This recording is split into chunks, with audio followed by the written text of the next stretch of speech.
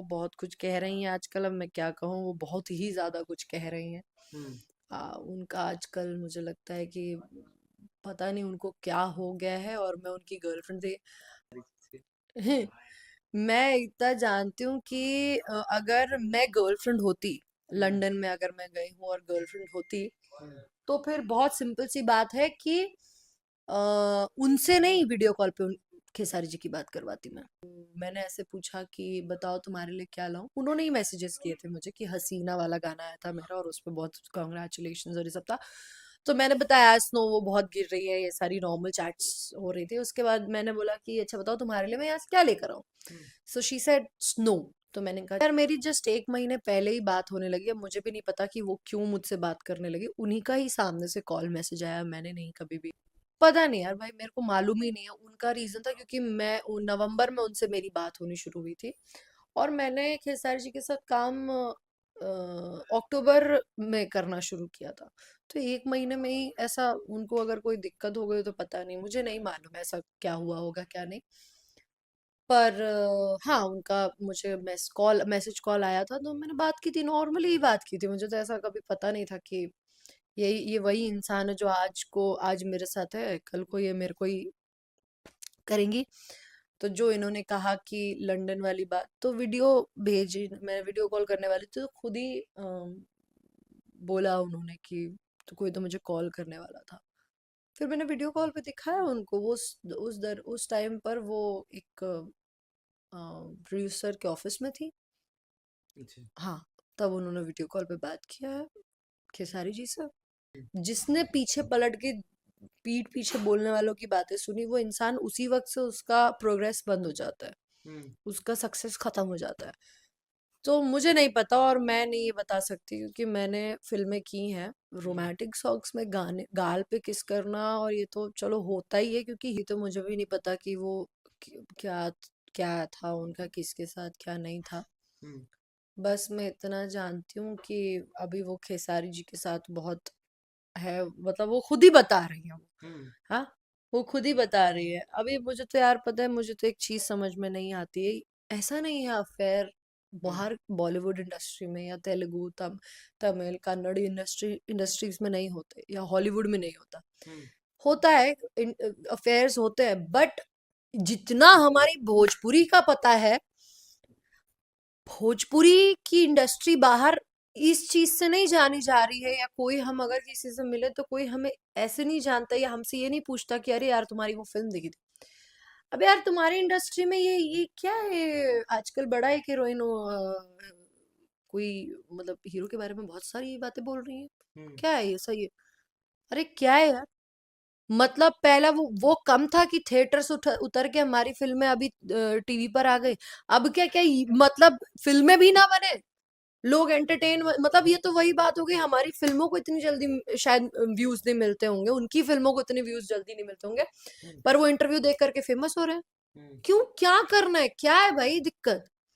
कि public figure हो गए, मिल गया है क्या पब्लिक का सपोर्ट, हम्म। तो तुरंत बोल दो फट्ट से तुरंत, क्या मिल जाएगा इससे?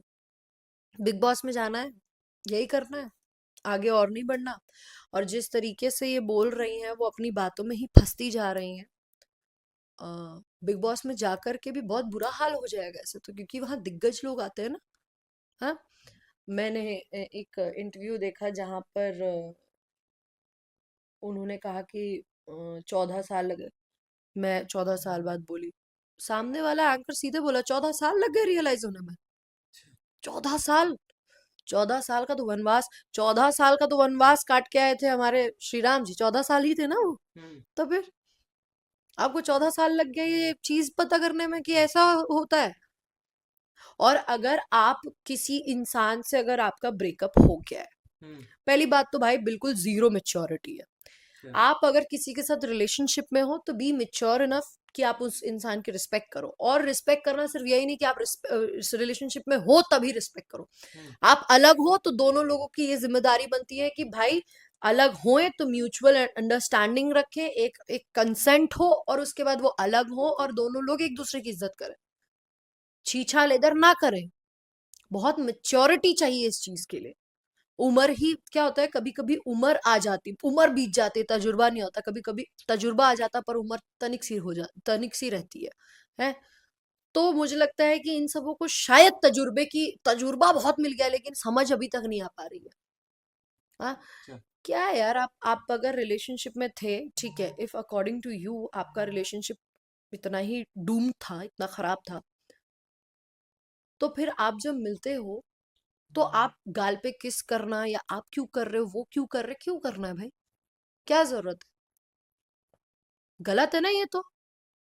और उन्होंने कहा मेरे साथ रिलेशनशिप था, हम्म।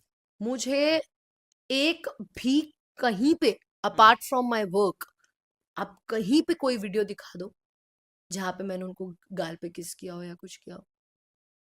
क्यों यार, क्यों करना है यार। मैं ना कभी उनके साथ स्टेज शो किया, ठीक है, मुझे याद है मैंने 2 स्टेज ये अपने अवार्ड शोज किए। एक था कलकत्ता में, था पिछले साल फरवरी में था, वो किया था मैंने, उस पे मैंने परफॉर्मेंस किया, चली आई मैं। हम्म। हाफ ऑफ द टाइम मैं आम्रपाली जी के साथ थी। हाँ, मैं पूरे टाइम उन्हीं के ही साथ थी। मेरा अगर मेरे अगर वो बॉयफ्रेंड होते ना तो मैं उनके साथ होती।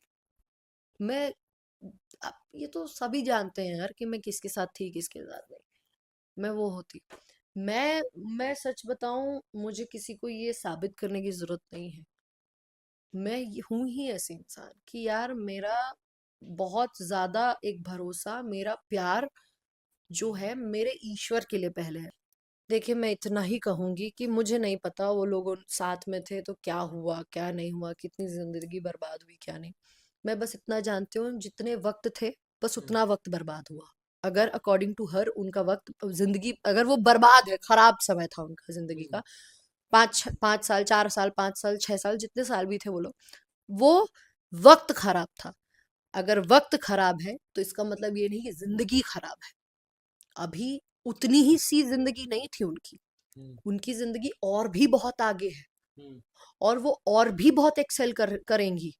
मेरी दुआ है उनके साथ, मैं ईश्वर से हमेशा मनोकामना करूंगी, और सिर्फ उनके लिए नहीं, मैं सबके लिए, इंडस्ट्री के लिए, कि ईश्वर सबको सद्बुद्धि दे, सब लोग बड़े बने, क्योंकि जब हमारी इंडस्ट्री का हर एक कलाकार बड़ा होगा तो हमारी इंडस्ट्री बड़ी होगी, और शायद फिर एक दिन होगा जब लोग हमें हमारे काम से जाने हम्म। कि अरे भोजपुरी में वो यार तुम्हारी वो फिल्म देखी थी, वो भोजपुरी की वो फिल्म देखी, क्या फिल्म थी यार, आउटस्टैंडिंग, उस चीज से जाने वो लोग। अब आप कह रहे हो खेसारी जी के फैन, बहुत से खेसारी जी के फैन है जो मुझे बहुत ट्रोल करते थे, मर्द छक्का हिजड़ा ऐसी ऐसी बातें कहते थे। अच्छा। हाँ, तो ऐसा बिल्कुल नहीं है कि मेरे को कोई एक फैन फॉलोइंग किसी की मिली, हम्म। और मेरा बिल्कुल भी कभी भी ये नेचर नहीं रहा है कि मैं किसी एक के लिए बोलूं, या सिर्फ हम रह कहाँ गए हैं यही विवादों में, इनके लिए फलाने के लिए कुछ बोल दो, फलानी के लिए कुछ बोल दो, बात यही सब चलो बस इधर से उधर, इंटरव्यू इंटरव्यू इंटरव्यू। मेरा वन ऑफ द फेवरेट गाना है, मेरे को भोजपुरी में कुछ कुछ गाने बड़े पसंद आते हैं। हम्म। तो ये गाना मैं डेडिकेट करूंगी अपने वाले को।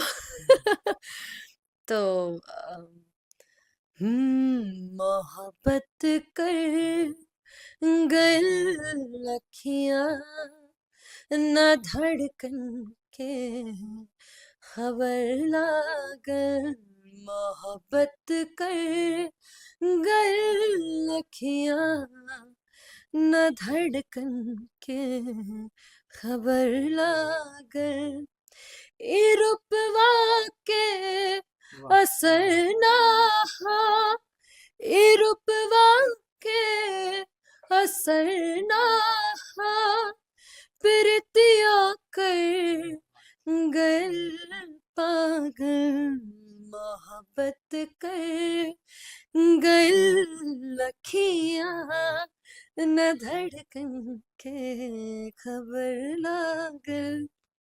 हमारी इंडस्ट्री में हम्म। जितने भी लोग हमारी इंडस्ट्री के लिए काम कर रहे हैं, वो सब लोग आगे बढ़े। ईश्वर करे हमारी इंडस्ट्री का बहुत उद्धार हो, सब एकदम आग लगा दो और इंडस्ट्री का नाम हमारे काम से हो। बस इतना ही करो, बस और कुछ नहीं। क्या हर बात हर है। महादेव।